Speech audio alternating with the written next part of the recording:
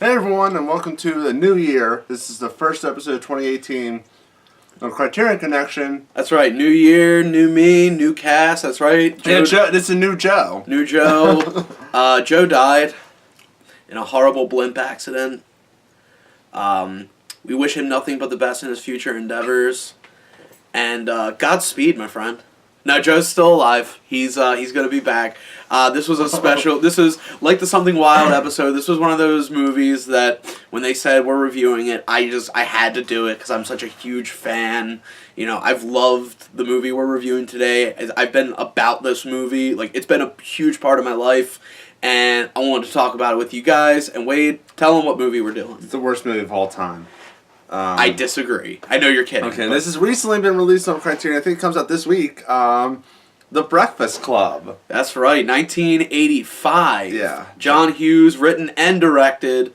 What a movie. I mean, if you go through the movies of the 80s, this is up there. The thing I really like about the movie, the thing that always stuck with me was it felt real enough to where I believed it, but it felt unrealistic enough to where I had fun with it. Yeah. You know what I mean? Like, I really don't believe, like, in a perfect world this could happen, but I don't believe that, like, if you really did have a Saturday detention with one member of each clique, I don't think you would quite, I don't think pimento loaf is going to get thrown on the ceiling. I don't think pot smoking and dance parties is going to happen. Nor do I think that Gothic makeovers. Nor do I think that the badass heavy metal dude is going to be climbing through the pipes telling dumb blonde jokes.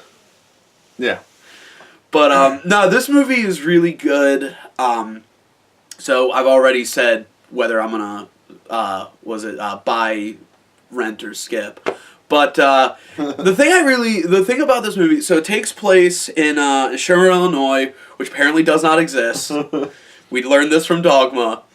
And all these kids are going to detention. You kind of don't know why they're going to detention until much later.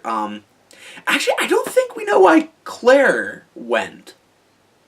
Well, I don't think they mentioned talk. her. Bender.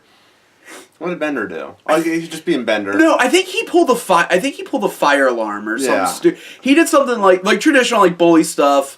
Emilio was jock stuff. Well, no, he was bullying this guy Larry Lester, and they taped his butt together, and when they pulled it off, it just really like fucked him up, and he ended up in the hospital. And the nerd kid, I forget his name. He brought he brought the gun to school. No, not just any gun. Yeah, that's one of those scenes where when I first watched the movie, I didn't quite get it because I didn't realize how not effective a flare gun would be to end your life.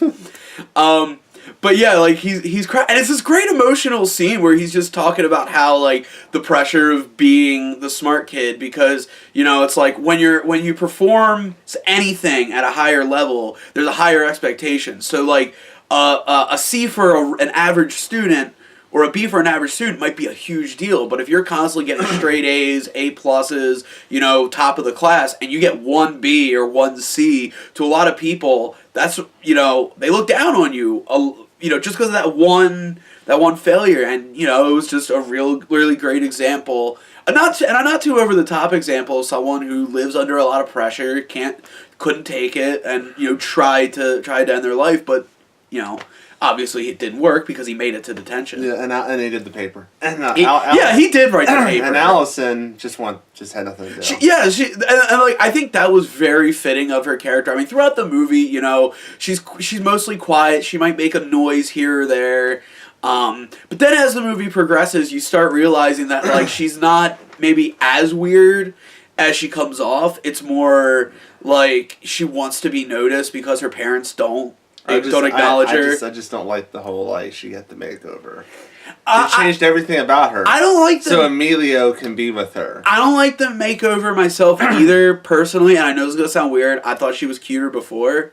But I understand why they did it. It's like the metamorphosis. It's, you know, she's trapped in that cocoon of, you know, of her problems and what she's dealing with, and then she escapes as the beautiful butterfly. I get it. I get what they were doing. I get it too, but she's the only character that kind of changes who she is.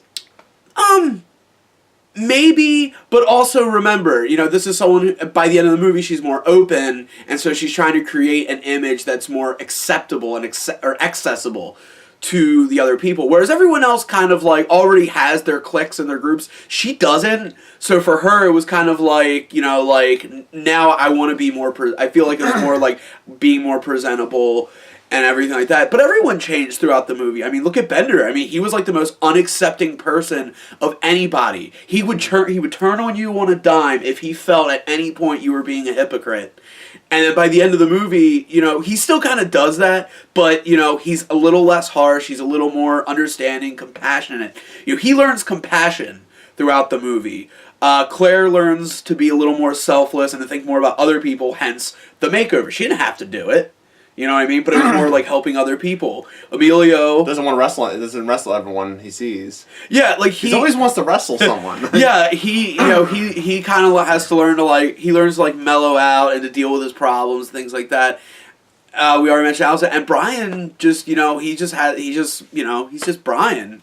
He's the only one that doesn't really do anything. Well, no, he writes the paper. Well, he writes the paper, but he has to learn that yeah, you've got pressure on you. But it's not the be-all, end-all. Things will get better. Like those characters, there's characters. I mean, I'm not going to count the parents driving. I'm not counting them as characters. The only parents I would count is Andrew's and Brian's, because they're the only ones that really show. Because it's real easy to miss Allison's parents telling her that, ignoring her, because they probably just dropped her off and that was it. But for the other guys, they really hammer it in, like Andrew's dad really hammers in the pressure of you're a student athlete, you got to be top of the class because you got to go to college.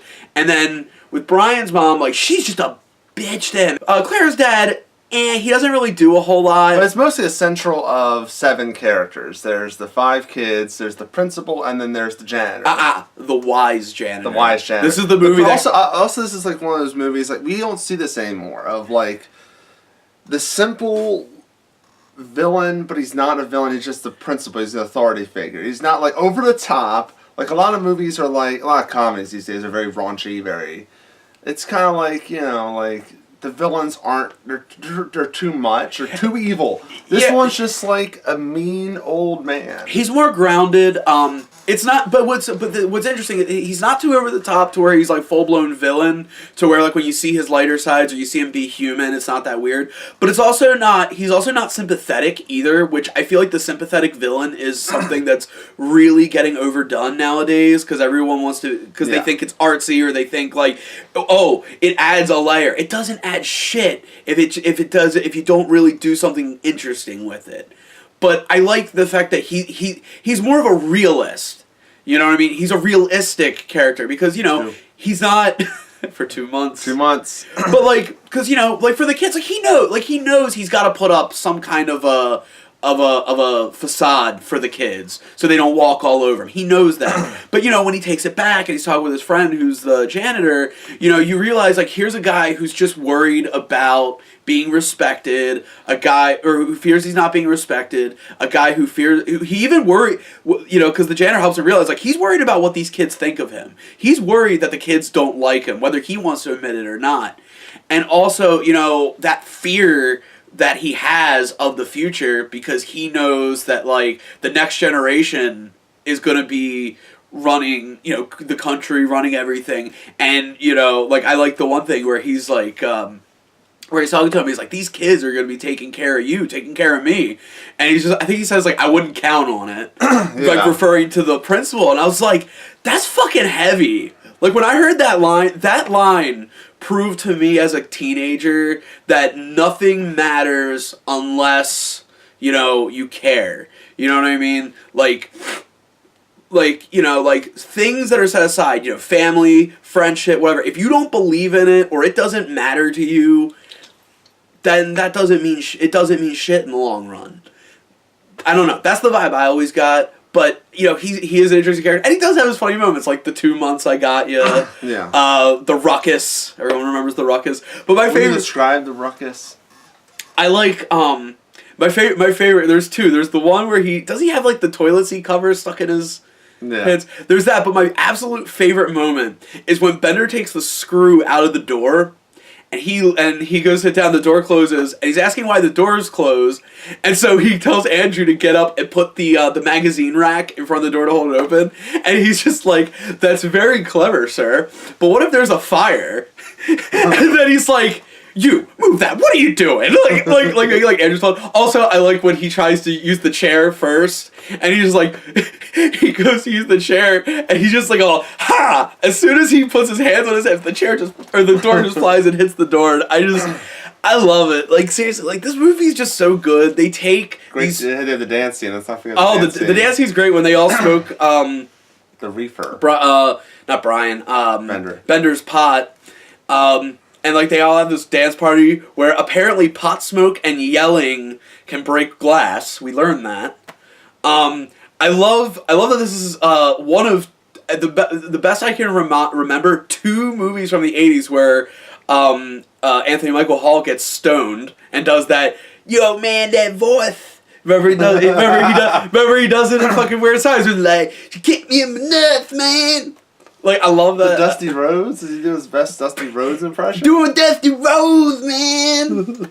But, I really love, I love this movie. Like, and what's great is they take these, like, seemingly one-dimensional characters at the beginning, and then they add the dimensions to them. It's not like, we gotta come right out and do it. Like, they start out very, like, I don't want to say bland, but very stereotypical, and then as the film progresses, the layers get applied. Which I really like. And that's just a credit to John Hughes. I mean, this was a guy who was a voice of a generation for a long time before like, I would say Home Alone was like his last like great movie before he did like Baby's Day Out and Flubber and Drillbit Taylor. Oh, wait, hold on. He did Flubber? Yeah. I don't know if he directed it, but he at least wrote it. He, you know, and even Home Alone, while it's a great movie, it's not like, you know, the Breakfast Clubs and the Weird Science and the, you know, Pretty in Pink and 16 Candles, like those movies. Lampoon's Vacation. What? Did they do National Lampoon's Vacation? I don't know. He may have, but I just mean like those. But what I mean, but I don't necessarily mean the movies themselves. But I mean like that teen like. He really created the teen comedy, the teen film, the teen drama. He's the one that PG teen drama. Yeah, like he's the one. Porky's was before that. I think. Yeah, and he like, I don't know. He just he could tell it the way it felt. Mm-hmm. Like he could tell a teenager's story, the way it would feel if it happened to you, and that's something that, you know, you can't. Except Ducky didn't get the girl in Pretty Pink. Yeah, but see, that's real life. Like that does, like you don't always get the girl, and I think that's kind of poetic. Anthony Michael Hall doesn't get the girl ever. Or look at Weird Science. They don't have sex. Oh god, that's you know, like he knows how to do it. It's like. All right. It's the anti-American Pie. So buy, rent, or skip. Buy I can't say the F word.